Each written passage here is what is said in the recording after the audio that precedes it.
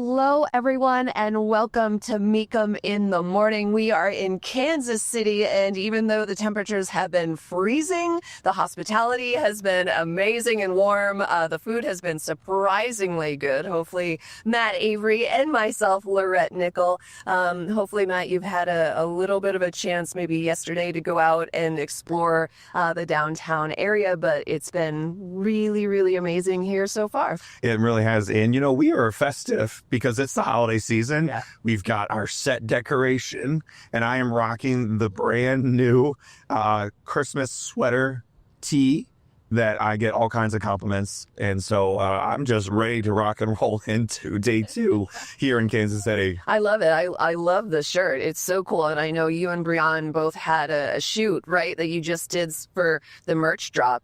We did, yeah. So some of those pictures can be found at Mecum social media, and I think they'll be used in all kinds of other places, but comes in red and green. And now you can, I believe this is an online only exclusive. So if you want it, head over to mecumshop.com and snag yours.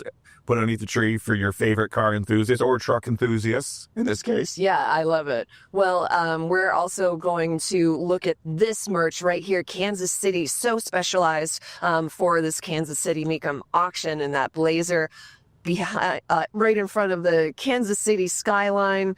We have these incredible Christmas tree ornaments too. So for those auctioneers or those hoping to become a car owner of something special here at Mecum, we have those ornaments that we can give them. Of course, all of the rest of our merch on the red carpet, you can find that here at Kansas City. And this is also going... Wow, this is the last show of 2025, Matt. It is. I know. The year has come to a close, but of course, we're driving right into 2026 nonstop action. And speaking of which, Lorette, we've got nonstop action here with our rundown. We've got so much great action that's going to be happening on the auction block. 29 pieces of road art, 323 great collector vehicles, and that includes 2 collections. So if you're in the KC area, come out and visit us. We've got a lot in store today. And as you said, merch is here, lots of great cars, and lots to see and do. Yeah, lots to see and do. And speaking of, we've been very busy. Mecum Auctions has been traveling all over, and we were just in Vegas. So let's take a look back at what we experienced. Hey friends, if you weren't able to join us in Las Vegas for the Mecum auction, let me catch you up to speed. We spent time with a movie icon and celebrated Eleanor Gone Again. Matt and I hit the jackpot with our Lucky 7 and found the winning combination. We chatted about the only Ferrari finished in Blanco, the 300 horsepower V12 250 GTO up for auction in January. Matt Avery's ace was the Mazda RX-7. Then Matt and the gang doubled down and threw me into the Dodge Thrill Ride. No joker there, I loved it.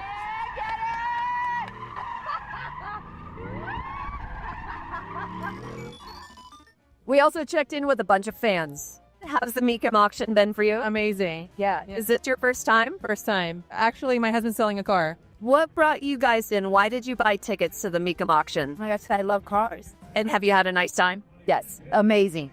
It's better than I imagined. Thanks. And what do you have to say about that? We just love cars too. We have a passion for it. We've had a couple of most cars ourselves that's grown up, and just the environment, it's just awesome. And we love sharing it together. And you love sharing it together. How many auctions have you been to? This is my first one, and it's a rush. We're just here for fun, seeing everything that's for sale. Yeah. Is this your first auction? Yes. We watch all the time on TV, and he's always wanted to come, so we're from Boston. It's great to see it. I think great experience overall. And my boys loved it, so it was nice. No speed bumps left. You're now in the fast lane.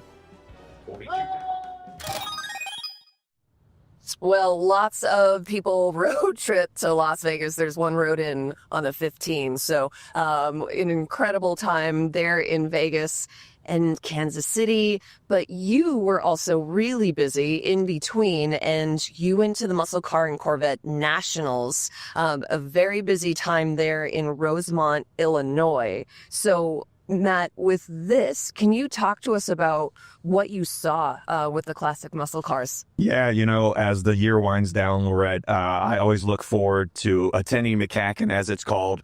That show is the premier destination to see the largest display of performance and muscle vehicles under one roof.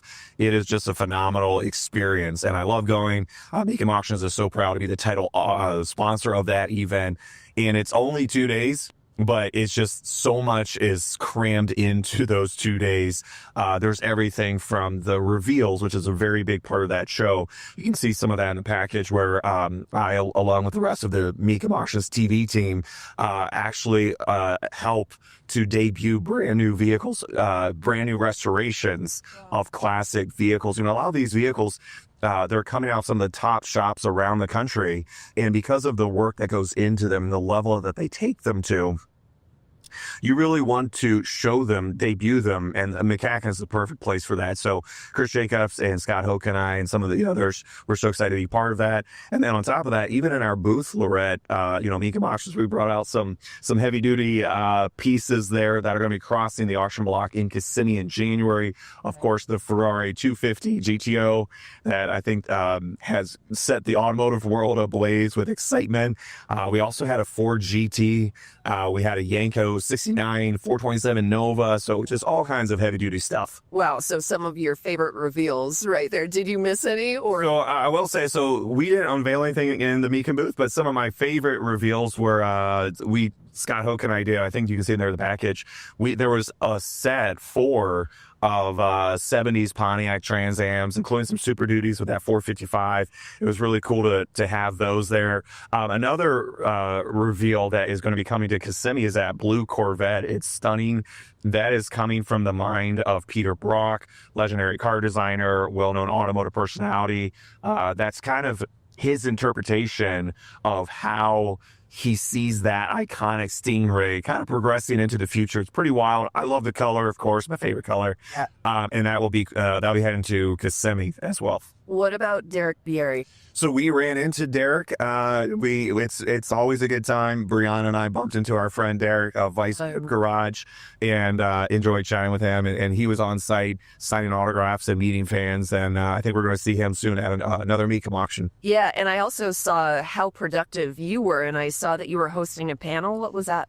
Yeah, so you can see it there. So I jumped up on stage to moderate the Meet the Future Generation panel. And at this type of event, Lorette, and it's just, there's so much education. There's also an educational component of an event like this. And so on the stage, in addition to live music, throughout the weekend, because it's where you will get some of the best experts and industry insiders, so you can sit down and attend seminars. And I will say I've done some over the years just from areas of my expertise, and it's great to sit in on other journalists and authors and people tell their stories. But as part of this, one of those is what the McCacken team calls Meet the Future Generation. And it's an opportunity to showcase and spotlight up and coming teens and even younger than that who are getting into the classic car hobby and showing a vehicle at McCacken or restoring a vehicle with a loved one. And so it's always a lot of fun. I love hearing their stories about how they're driving a 69 Mustang to high school and how their friends are so enamored by it, or just how they're spending their free time working in the garage with mom or with dad or with grandpa. It's just so exciting to see that. But if you haven't been to McCacken, as we call it, it's really worth the trip. Come out to Chicago. It's not far from O'Hare, and it really is a great experience. It's a great way to wrap up the year and kind of check out all the latest muscle and kind of, because I do think that's news, because again, you've got brand new reveals, so you can see what's there. You can meet celebrities. It's a great time. Yeah, I feel like it maybe inspired you a little bit too, huh? It did. It kind of put some fuel in my tank, and that's probably why my voice is not at full capacity, because I spent all those days chatting with some friends and meeting new ones. But it definitely put some energy in my tank. Yeah, absolutely. I love that. And a little bit more energy is the McCacken Motion Camaro that I'm so excited to see here, and let's take a look at that.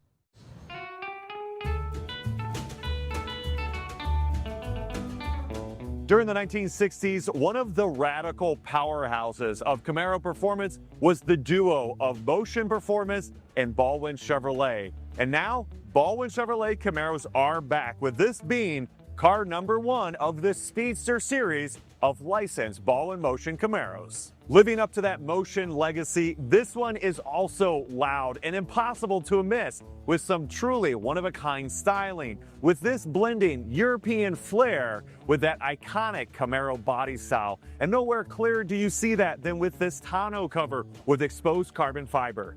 Also important, a healthy powertrain, and you see it here, with this being powered by an LS3. And along with it, the suspension and brakes have also been upgraded for that one-of-a-kind driving experience. You also see some of that exotic flair in this paint. It's Ferrari Grigio Gray, highlighted by a red 10-coat stripe. Motion Camaros have that reputation for being sensational pieces, and this car number 1 of the Speedster series lives up to the hype and carries that legacy forward into the modern age. Look for it crossing the auction block in January at Mecum Kissimmee 2026.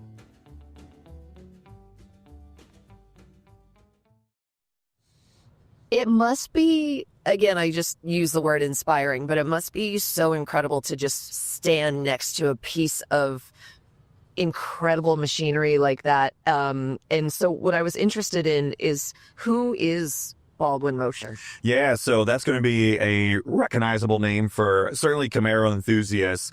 It was a duo, Laurette, back in the 1960s between Motion Performance and Baldwin Chevrolet there in the New York area. And they, like several others around the country, when that first-gen Camaro debuted in 1967, they jumped in on the 427 craze of swapping in those larger engines. And so essentially the partnership evolved because Motion Performance, being a speed shop, has the expertise to make modifications, and they were completing vehicles and then sending them over to Baldwin Chevrolet as their marketing partner and distributor of those vehicles.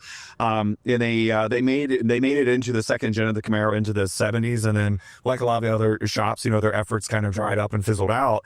And so now Baldwin Motion is back, with this being the first example of that 1969 Speedster series. And so it's great to see it. It's great to see that, that name is going to be around for a little bit longer, just because, the Baldwin Motion left their mark on performance car history, I think partly because of the nature of their vehicles. They were loud, not just with the exhaust, but with styling and with some of the effects that they put in the car. So I think that Camaro, that convertible, this new series lives up to that. It's great to see it there. And then, of course, we'll see it again in January when it crosses the block. Yeah, so wild looks and wild performance, right? That's what Baldwin Motion is in a nutshell. So it's pretty cool. Like I said, when you see a Baldwin Motion classic from the classic era, the 1960s and 70s, it definitely stands out. Yeah. Well, we've been talking a lot about traveling as we've gone from Vegas to Kansas City. In between all of your travels, you also went to DFW, and there is a very special Nova that Matt covered there.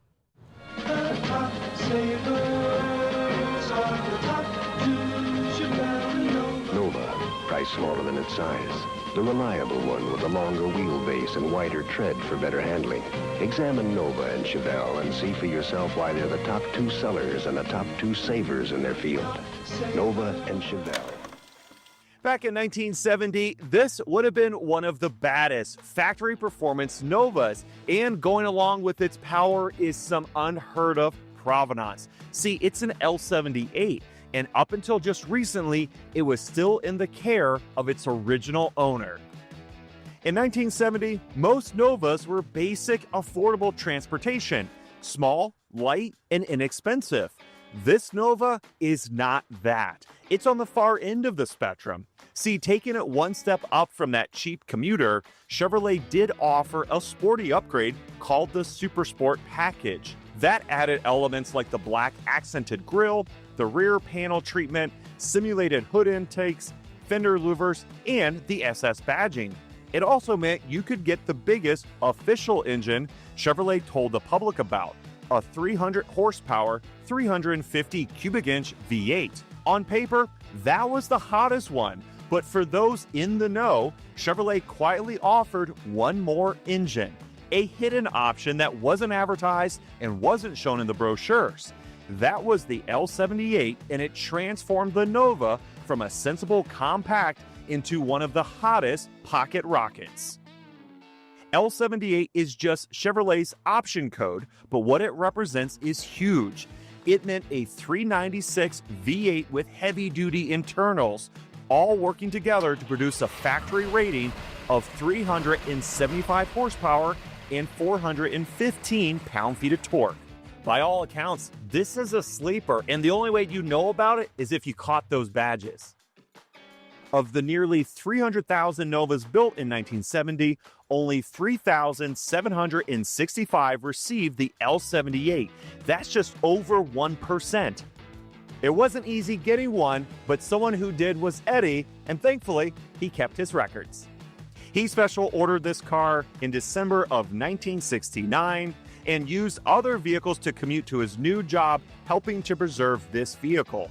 Because of that extreme care, the odometer shows just over 11,300 miles. He kept the Nova up until his passing in 2023, and it stayed with his sister afterward, and today it's still titled in his name. So there you have it. A secret engine option and some very long-time ownership takes Eddie's L78 Nova to a whole new level.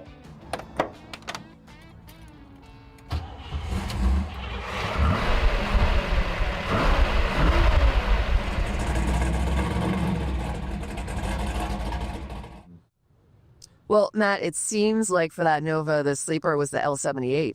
Yeah, it really was. And, you know, man, a car like that, as a Chevrolet performance enthusiast, Laura, it really gets me excited just because that 396, it wasn't marketed, it wasn't advertised. So I know a lot of people are probably wondering, you know, what was the purpose of that? And really, during that era, the late 1960s, it was part of Chevrolet's overall push to win on Sunday, sell on Monday. You know, that's really where it comes from. And a car like that is unique, not just because of the pedigree of having that L78. And again, as I detail in the package, a term like that is the RPO, the regular production option that Chevrolet assigned to that engine. So that's where the L78 comes from. You would see it there on the window stickers I detailed. But again, we kind of colloquially refer to that vehicle as being an L78. But it's not just the pedigree, but it's also the ownership history of that car being bought by that gentleman and keeping it for so long and preserving it. It's really special when you come across an owner that recognizes something to the point of they go and buy it new, and then they're able to restrain themselves. And he went out and I think he found another vehicle to commute in so that he could keep that car pristine. It's such a great story, great car. Yeah, and incredible that you got to see it at the Dallas-Fort Worth Mecum auction. But here at Kansas City, trucks in Kansas City kind of go hand in hand, and Nat and I were lucky enough to take a walk around, and we found our favorite picks. Here in Kansas City, owners like trucks, and trucks that can get the job done. And here at Mecum Auctions, we have a couple of those that are crossing the auction block. Here's a few of our Heartland haulers. Check out that 4x4. That is hot. Okay, back her up. Someday, Jennifer. Someday. Wouldn't it be great? Take that truck up to the lake. Built to replicate Marty McFly's dream truck from Back to the Future, this is a 1985 Toyota pickup truck. With four-wheel drive, it certainly looks the part with upgraded bumpers and the iconic roll bar with KC lights. Plus, it comes with a replica hoverboard, self-lacing shoes, and you can take your sleeping bags up to the lake. You could say we have a whole strike team of fire trucks with 5 different examples crossing the block, some of them as early as the 1930s, with my favorite being this 1941 American LaFrance.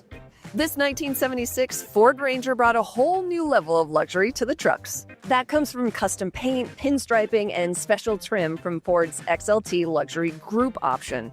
It's one of 139 built with this option, and it's highly original with documentation that includes the build sheet. If you're looking to land the next great addition to your truck collection, this 77 F-250 could be just the ticket. It was used to deplane passengers, and with just 63 miles on the odometer, it never left its airfield. Let's take a look back at the early days of Chicago manufacturing with this 1948 Diamond T. Known for high quality and construction with a comprehensive body-off restoration, this truck has a highly detailed chassis and engine bay. You already know it's in my favorite color combo. Take a look at this 79 K10. It's been comprehensively restored, and underneath the hood, that's a rebuilt 350. And one of my favorite parts, that blue color scheme, it carries over into the cabin.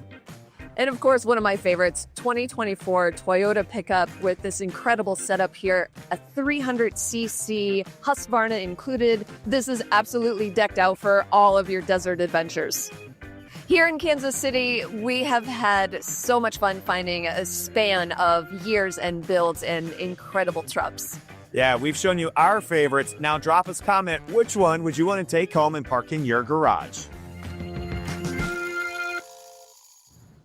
Well, I feel like the car that I would like to take and park in my garage is pretty obvious. I feel like Matt Avery loved that the airplane, the airplane truck, yeah. the 63 miles on it. Matt was like enthused about it. I really was. And, I know the obvious choice in that set would have been that blue K10, but no, I'm going to say that Amp truck, it just was speaking to me. And I think you hit the nail on the head because you were asking, you were like, where would that end up? And I said, I could see it ending up in the hands of obviously an aviation museum, a truck collection, or in the hands of a picture car coordinator. And you said, yeah, you're like, I could totally see that on the set of the sequel to Catch Me If You Can. Can you imagine? Or some period piece like that. It's so great, Laurette, when those commercial vehicles like the fire trucks, like other things that were built to work hard, and then a lot of times, replaced by newer versions. It's great when those are saved because everyone has memories of seeing those types of vehicles and then they kind of disappear.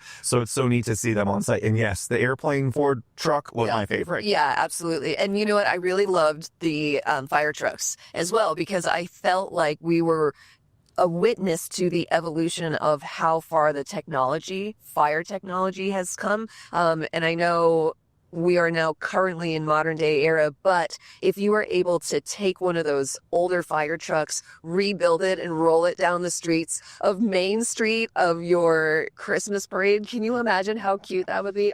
I love that idea. Yeah, I think your quote was that those were perfect for Santa or something. So maybe if Santa shows up from the North Pole today, and if he'll probably be a gold bidder, I would think. I think so. But I could see him taking some of those home. Now, I will say I geeked out about what we're calling the airplane truck Ford.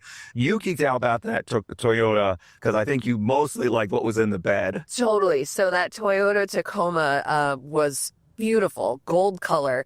And I made mention that you could take that Husqvarna. It was a 300. And it was a special edition of the Husqvarna for the Tacoma. But with 300 cc's, I made mention you could take it out to the desert, but they had that whole setup with the bars and you can go overlanding. But if you're here in Kansas City, you can rip through the plains, maybe go enduro racing because it had the handlebar, it had the handguards. So yeah, it wasn't a dual sport, but I hope that someone is a motorcycle enthusiast that gets that. Yeah. Well, I really like that setup too. Also, you pointed out how with that overcab rack, you can keep the tailgate closed so that way you can haul other cargo and don't worry about it falling out. Yeah, exactly. So when you load the motorcycle, you want to make sure that your gear bag and, your everything, your gas cans, your boots, everything that goes in the bed of the truck, because it was a little bit shortened, they made a really smart decision by loading the front wheel up top and creating more room. So I love the whole system. All right, well, those, as we said, those are our picks of wherever you're watching from. Drop us a comment. Let us know where you're tuning in. And also let us know which of those trucks catches your eye. Is it the Toyota with the Husqvarna? Is it the airplane truck, as I'm calling it, or something else? Let us know. Thanks for joining us here for Mecum in the Morning. Laura, what do we have coming up today? We've got TV coverage. Yeah, we have TV coverage. So you're going to watch the live auction on broadcast on ESPN Plus from 12 to 6. That's Eastern time. Don't miss it.